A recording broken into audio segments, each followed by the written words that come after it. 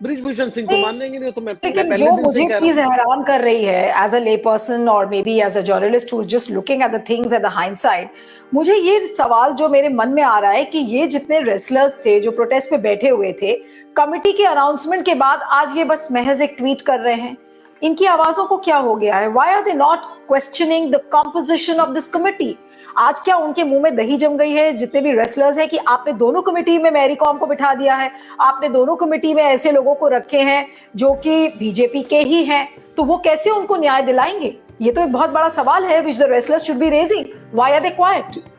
देखिए, सबसे बड़ी चीज मैंने कहा ना, फिर बात वहीं आ जाती है।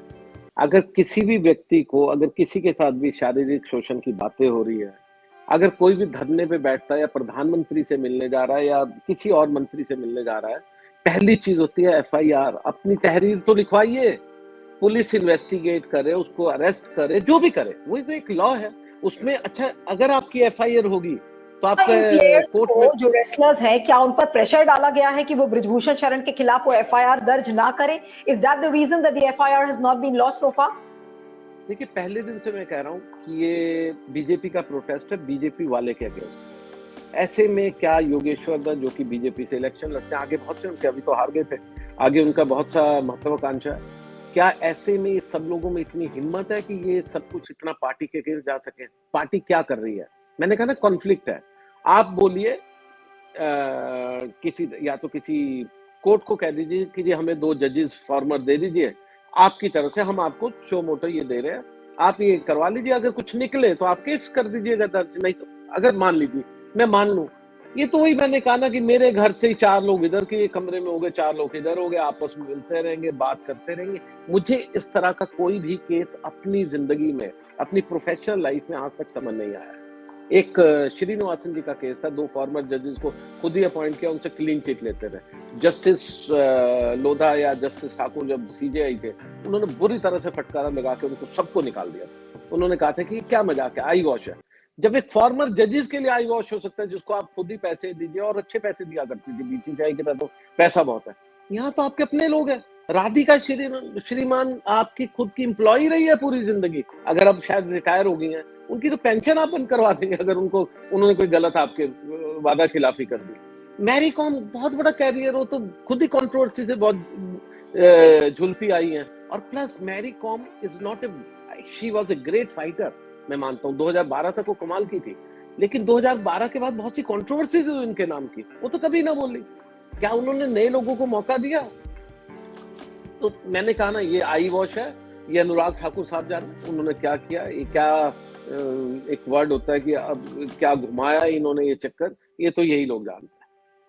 नहीं तो क्या ब्रिजभूषण शरण बचेंगे, जाएंगे, या फिर ये एक केवल राज है जिसे कि अमित शाह या प्रधानमंत्री नरेंद्र मोदी और शायद केवल अनुराग ठाकुर को पता है कि क्या होने वाला है? देखिए, अगर ब्रिजभूषण को हटा दिया होता पहले दिन, उनकी एफआईआर हो गई होती, तो मैं कहता पॉलिटिकल विल है। देखिए, इतना experience, I am not a political reporter, लेकिन इतना मूर्ख नहीं हूं। मैंने स्पोर्ट्स की पॉलिटिक्स की है, मैंने ज्यादा स्पोर्ट्स में मेरा इंटरेस्ट नहीं रहता। I always do the controversies and politics with in sports, तो इतना मूर्ख नहीं हो। अगर ये पहले दिन ऐसा कुछ हो जाता तो मैं कहता कि नहीं, आप सही दिशा में हो, फिर चाहे मैरी कॉम हो या कोई भी हो, किसी को बनाकर 1-2 कोई और अच्छे लोग डाल करके। लेकिन इस कमेटी पे तो मुझे कोई विश्वास ही नहीं है। ये तो कमेटी आपके बेडरूम से निकल रही है कमेटी, ये कौन सी कमेटी है? ये तो आपके घर के लोग हैं, जैसे वो क्रिकेट एसोसिएशन में रिफॉर्म से पहले होता था, अपना ड्राइवर आपका एक मेंबर होता था, आपका चपड़ासी एक मेंबर होता था, आपका जो खानसामा होता था वो भी एक मेंबर होता था, वो डिसीजन लेते थे, प्रेसिडेंट मालिक होता था, प्रेसिडेंट जहां करते थे वहां साइन कर देते थे। ऐसे बहुत से किस्से हैं। तो इसलिए मेरा विश्वास, मैं तो ये मान चुका हूं अब तक कि ब्रिजभूषण बच गए। अब तो ये देखना है कि क्या आपकी मिली भगत होती है, कि ब्रिजभूषण से क्या डील होगी कि इनको बचाया जाए जो बेचारे बैठे हैं, या इनमें से कुछ गरीबों का सेक्रीफाइस होगा और कुछ जो बढ़िया हैं, जो पदक होल्डर हैं, उनको बचा लिया जाएगा। अब सिर्फ ये देखना है। I will be very very sad.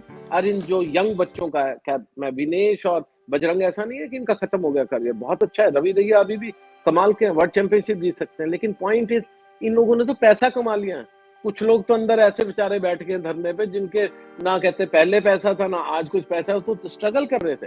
अगर उनका सेक्रीफाइस हुआ, तो एक बहुत ही सैड सिचुएशन होगी, जिसमें आने वाले दिनों के लिए ठीक वैसा ही हालत है, जिसमें सरकार ये कहती है मीडिया पे कोई सेंसरशिप नहीं, लेकिन खबर कोई नहीं छपती। तो ये आने वाले दिनों में यही सब होगा कि ये आज तो कहते हैं आज हमने कमेटी बना दी, लेकिन इसके बाद किसी की हिम्मत नहीं होगी बाहर आने की, निकलने के और सरकार के अगेंस्ट या सरकार के व्यक्तियों के अगेंस्ट कुछ स्टेप लेने की। जी, तो शेखर, मैं वही पूछ रही थी कि क्या अब विनेश फोगाट, बजरंग पुनिया और साक्षी मलिक जैसे लोगों का जो भविष्य है, क्या वो बिल्कुल अंधकार में चला गया है?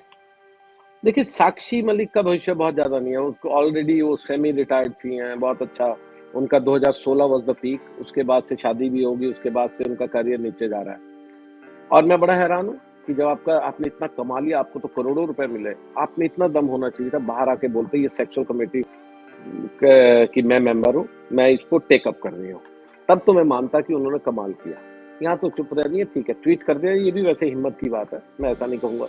लेकिन मुझे जो लग रहा है कि अब जो अगर कोई डील होगी तो इन्हीं 2-3 को ऊपर वालों को बचाने की होगी। अगर वो हुआ, क्योंकि वो भी बीजेपी के, बृजभूषण भी बीजेपी के, तो 1-2 साल का शायद मोहलत दी जाए या नहीं। पर बृजभूषण को जानते हुए एक बात और मैं बता दूं, वो ज्यादा डीलें करने वाले व्यक्ति नहीं है, वो बड़े कमाल के व्यक्ति हैं। जितने लोग उनको जानते हैं, वो तो माफिया है। देखिए, माफिया, वो डॉन, वो बाहुबली, चीफ बाहुबली ऑफ दिस रीजन, और पैसे वाले गोवा की सरकार बनाते हैं। दिग्विजय सिंह तो बैठते रह गए जब तक वो कांटेक्ट करते, सरकार बना चुके थे गोवा में।